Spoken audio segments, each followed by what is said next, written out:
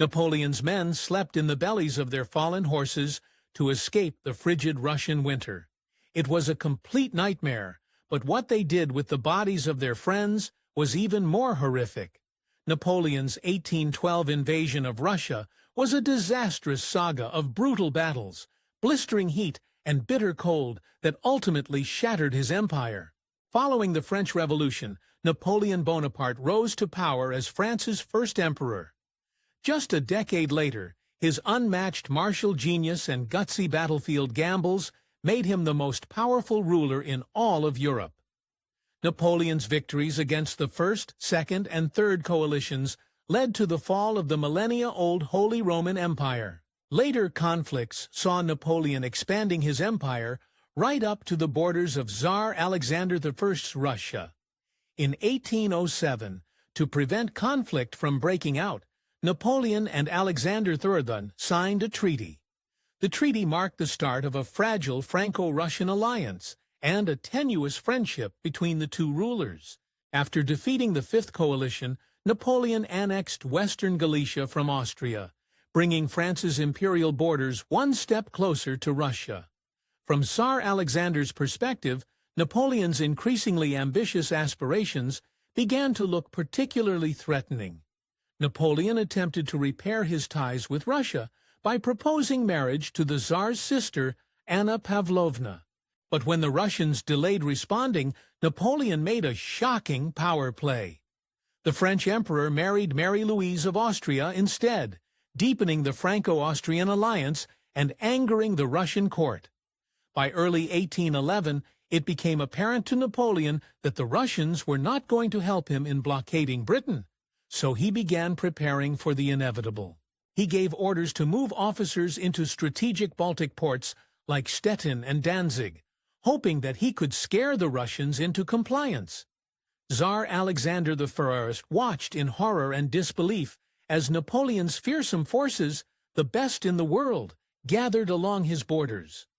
By April 12th, the Tsar simply couldn't tolerate his allies' provocation any longer. He demanded that Napoleon withdraw his forces from the Grand Duchy of Warsaw or face the consequences. Napoleon chose to face the consequences. It would be the most epic fight of his life. Contrary to popular belief, Napoleon didn't blunder into Russia unprepared. He anticipated the immense challenges, from the unforgiving Russian climate to the scarcity of supplies, and meticulously planned for them. But the one thing he was not counting on was Russian resolve. In order to force Alexander III into subjugation, Napoleon assembled the greatest army Europe had ever seen, the indomitable Grand Armée. He amassed somewhere between 450,000 and 650,000 soldiers. Comparatively, the Russians only had 200,000 men. The overwhelming force showcased Napoleon's confidence and strategic genius, or possibly his hubris. To sustain his colossal force, he organized 20 train battalions equipped with nearly 8,000 vehicles, providing a 40-day supply to the front lines. Napoleon also amassed a literal stampede of livestock. Following closely on the heels of the Grand Armée was a staggering 50,000 heads of cattle, supplying dairy and meat to the mobile force. In total, the Army's train battalions hauled over 8,000 tons of supplies in heavy and light wagons into Russian territory. It was a continental affair, but would it be enough? Napoleon's Grand Armée was a true representation of the French Empire that he had created, and it must have seemed to the Russians like the entire continent of Europe was descending on them. The Grand Armée included Frenchmen, Poles, Lithuanians, Germans, Italians, Spaniards, and more. But it wasn't exactly one big, happy Napoleonic family. While French and Polish officers marched with fervor for Napoleon, officers from other regions of the empire were less enthusiastic. Hailing from nations subjugated by Napoleon, many fought out of fear or obligation rather than loyalty. It was a shaky foundation for such an ambitious campaign, a foundation that would soon start cracking right before Napoleon's eyes. When the Grand Armée entered Russian territory, They expected fierce resistance from the defenders. However, they practically received a red carpet welcome. A few Cossacks fired just 3 shots at the invading force before vanishing into the distance. For Napoleon, the crossing was easy. Too easy, some might say. As Napoleon watched his forces pour across the Yemen River, he received more resistance from Russia's wildlife than he did from the Russian forces. A startled rabbit spooked his horse, throwing the French emperor to the ground. Though he walked away from the embarrassing encounter with only a bruised hip, whispers of bad omens spread like wildfire through the ranks. Despite initial success, the Grand Armée's march until Lithuania quickly exposed the flaws in Napoleon's meticulous plans. The Grand Armée and their 1,100 cannons struggled along dirt paths winding through birch forests and marshes. Forced marches pushed Napoleon's corps ahead at breakneck speed, while the supply convoys, slowed by the poor roads, started falling further and further behind. Those at the back suffered the worst, enduring hunger, thirst, and exhaustion before even a single battle had taken place. In the prior decade, Napoleon's strategy of foraging had worked brilliantly in Central Europe, where dense populations and rich farmland provided ample resources. But in Russia's sparsely populated wilderness, this tactic unraveled. The vast distances and primitive roads left the armies scrounging in vain for sustenance. By the time Napoleon reached Lithuania, the Grand Armée was already in shambles. They had left the corpses of over 5,000 horses behind them. Vital to pulling supplies, their loss crippled the army's mobility. Forced to abandon upwards of 600 wagons carrying vital armaments, the army's strength was already bleeding out, and this was just the beginning. Napoleon believed Alexander the Foreign would sue for peace after Lithuania fell. Instead, the Tsar dug in his heels and retreated further into Russian territory. On June 29th, the Grand Armée got a break from the scorching Russian summer heat, but what followed was even worse.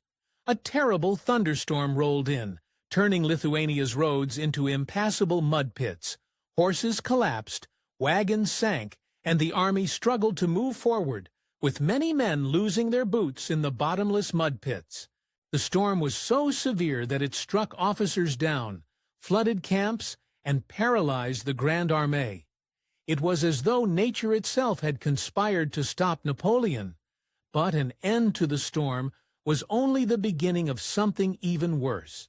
When the storm ended and the sun broke through the clouds, Napoleon and his slowly disintegrating Grand Armée breathed a sigh of relief, but only for a short while. The blazing sun baked the mud roads into jagged paths that broke horses' legs and shattered wheels, further slowing down supply lines. The officers were desperate for relief. Instead, more nightmares were coming. Hunger had turned Napoleon's once mighty Grand Armée into a desperate scavenging horde.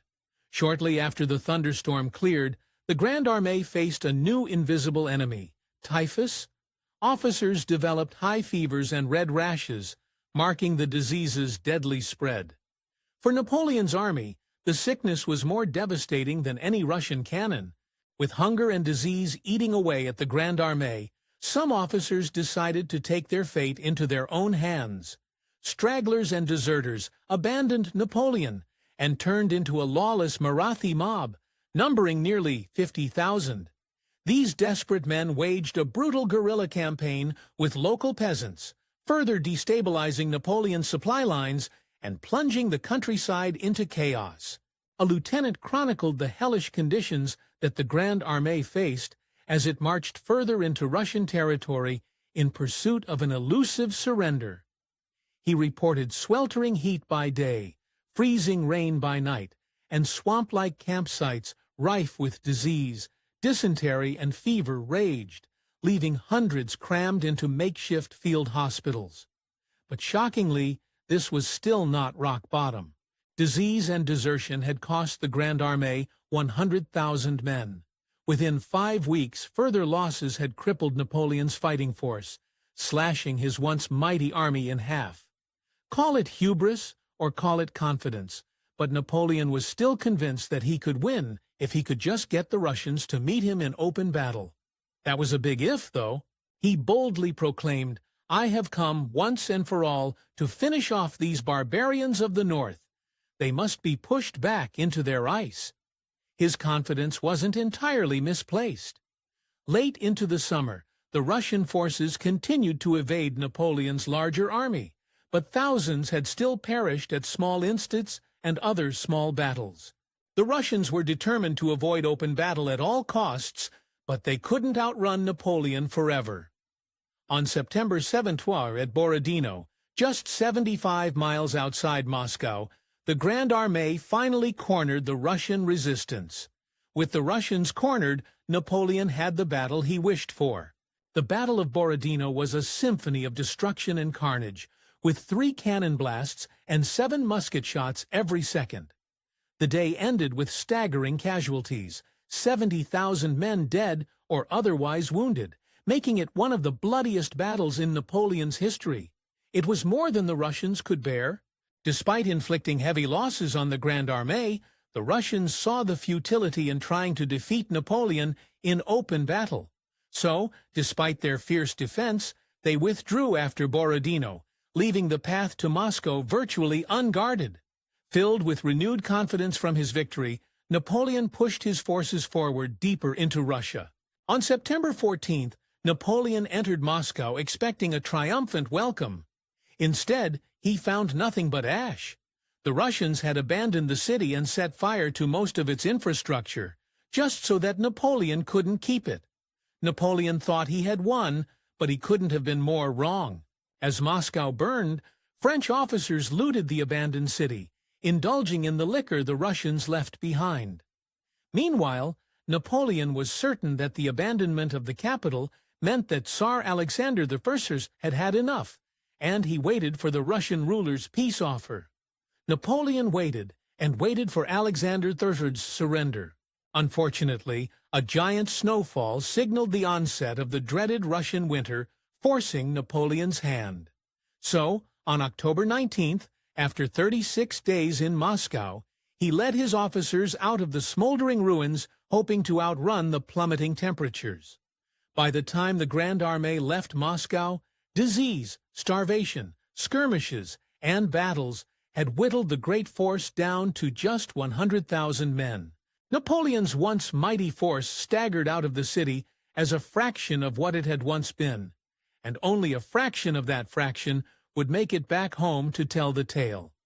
Napoleon originally planned to retreat southward in an effort to escape the worst of Russia's bitter winter, but the Russians anticipated his plan and intercepted his exhausted and demoralized officers. Though the Russians lost this battle, they managed to force the Grand Armée back onto their original route, through ruin and into the unforgiving cold. As the Grand Armée retraced its steps, the land offered no reprieve.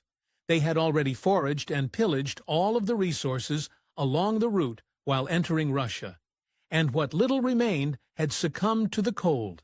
Without food and water, horses fell in droves, while Russian attacks plagued the retreating arms flanks and rear. Napoleon's retreat quickly disintegrated into a chaotic scramble as his forces deserted or simply fell behind. Then, what little was left of his men's morale hit rock bottom when they passed through the battlefield at Borodino. Thousands of rotting corpses, their comrades and enemies both, lay unburied, their remains devoured by wolves. Shortly after passing through the hellish scene at Borodino, Napoleon and his Grand Armée encountered yet another enemy, the Russian winter. An unusually early and harsh cold front moved in, unleashing howling winds, sub-zero temperatures, and heavy snow. As temperatures plummeted, thousands of men and horses succumbed to the cold. A French officer recounted the impact of the Russian winter on the ill-prepared armée, one constantly found man who, overcome by the cold, had been forced to drop out and fall into the ground, too weak or too numb to stand. Survival instincts took over from martial training as officers resorted to horrifying measures to stay warm. Some split open the carcasses of dead animals crawling inside for warmth. As temperatures continued falling, reaching as low as 35 degrees Celsius, the French officers sought any source of insulation they could find, any source at all. Allegedly, the Grand Armée resorted to using the frozen bodies of their fallen comrades to insulate windows and block the icy winds. The situation within the Grand Armée's retreat was so desperate that they resorted to doing the unthinkable. Reports emerged of officers turning to human flesh to save off starvation. One of the most chilling accounts from the disastrous invasion, officers are said to have eaten the flesh of horses while they were still alive. Even the men who managed to eat still had to survive the cold, and most could not. Soldiers suffered snow blindness, and their breath turned to icicles as it left their mouths and nostrils. Many more simply collapsed in the snow, never to rise again. For those who strayed from their units, an icy grave was all but guaranteed. As temperatures continued to fall, men began charging each other gold coins to share a fire, while brutal fights broke out over scarce food and water. The once disciplined Grand Armée had become a chaotic and cutthroat mob. By November 9th, Napoleon reached Smolensk with only 60,000 men still standing. The first to arrive received some limited good news, stumbling upon a fair amount of food. However, they were ravenous beyond control, and within the first day ate everything in sight. By the time the army's rearguard arrived, there was nothing left. The only consolation for the demoralized Grand Armée was that the Russian winter didn't discriminate. It slaughtered all equally. The Russian army dwindled from 105,000 to just 60,000. Between November 15th and 18th, what remained of French and Russian forces clashed in a series of skirmishes in the Battle of Krasnoye. While the Russians hesitated in launching a full-on attack against Napoleon, diminished as he was, they still inflicted heavy losses. By the end of it, Napoleon had lost another 30,000 men. He was quickly running out of options to escape Russia with his life. In late November, the Grand Armée faced complete annihilation as they arrived at the Berezina River. It seemed like the great Napoleon Bonaparte had finally met his end, but he still had one last trick up his sleeve. As Russian forces closed in, Napoleon gave one final display of his superior battlefield intelligence. The French emperor ordered his Dutch engineers to work frantically on constructing a pontoon bridge across the icy Berezina River. As heavy fighting raged, Napoleon could only hope that his engineers finished the bridge before it was too late. With the Russians at their back, the Grand Armée completed the pontoon bridge in just enough time. What remained of Napoleon's army staggered across the makeshift bridge, pulling off a chaotic and hair-wing crossing of the Berezina to safety. After the Berezina crossing, the Grand Armée dissolved into total disarray. From then on, it was almost every man for himself. On December 5th, Napoleon did the unthinkable. He abandoned his own army. In light of his spectacular failure, rumors of a coup began brewing in Paris. Desperate to retain his crown, Napoleon hurried ahead of his defeated army. 9 days after Napoleon abandoned his officers, on December 14th, the remnants of the Grand Armée staggered back across the Niemen River. Their return into French-held territory officially marked the end of Napoleon's nightmare in Russia. Of the 615,000 soldiers who began the invasion, fewer than 100,000 survived. Thousands returned frostbitten, starved, or wounded, while the rest lay buried in the Russian snow. All told, Napoleon's invasion of Russia resulted in over 1 million casualties, both military and civilian, making it one of history's deadliest martial disasters. Napoleon's return to Paris ended talk of a coup, but Russia had already inflicted a fatal wound. The catastrophe in Russia left his empire weakened and vulnerable to its enemies, who were only too happy to seize the advantage. The Russians, emboldened by Napoleon's new weakness, did not stop at the Niemen. Joined by British, Prussian, and Austrian forces, they pursued Napoleon into Europe, turning the tables against the French emperor. From there, the Sixth Coalition would tear apart Napoleon's once mighty empire. Thanks for watching History Exposé. If you love uncovering the best stories in history, like and subscribe to keep exploring with us. Don't forget to visit our main page, FactNate, for more incredible facts about everything.